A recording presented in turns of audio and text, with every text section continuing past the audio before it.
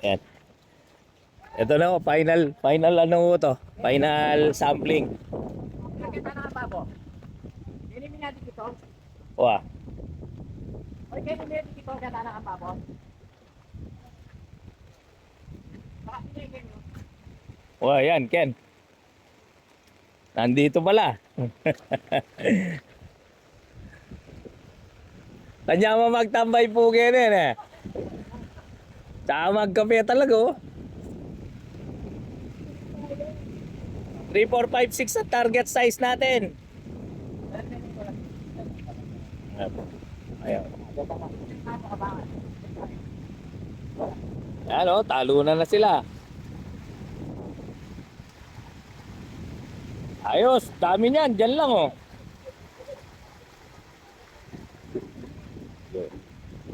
Ito kami mandasig eh, yung dati sinampling natin ito.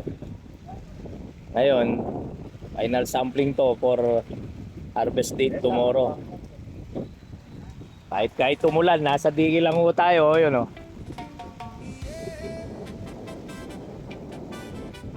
Abagat lang ho to pero walang bagyo eh.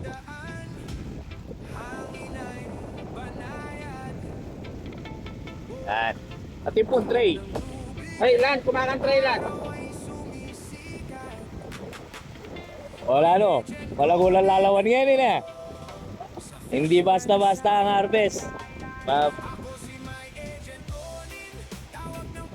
Pag ano po talaga, iba pa rin yung nakikita ng buyer na maganda kagad ang itsura ng isda.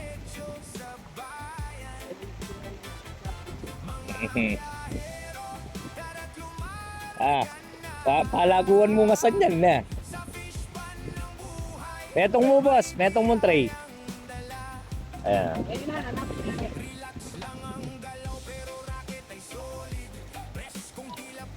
Yan, salok mo yan mo yan.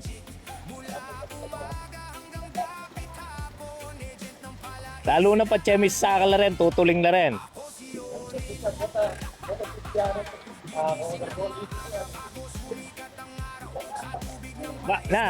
Basta maragulyain po ko, talang problema ga malalam yan eh. Wala. Siyata yung ginawa. Wow, siya kanita. Asa na ko pa na.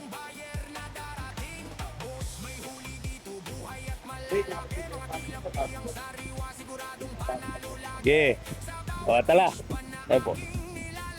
Dito. Ayan, actual ho yan. Walang cut ho yung video natin na yan para sakto-sakto kung paano size na isda natin.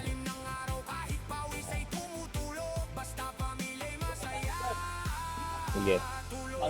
Wow, maulan na harvest, sabi nga. Sampling mo to, harvest for tomorrow. 456, Centrum 45 buto. Halos sapatan to. Ito, mga patan yan. Malakas sa patan na to kung tutusin. Ayan. Ano po ka pang matagol ganyan? Oh, pag nasa ladraw to, halos dalawa lang magiging size. 4-5. Go, go, go.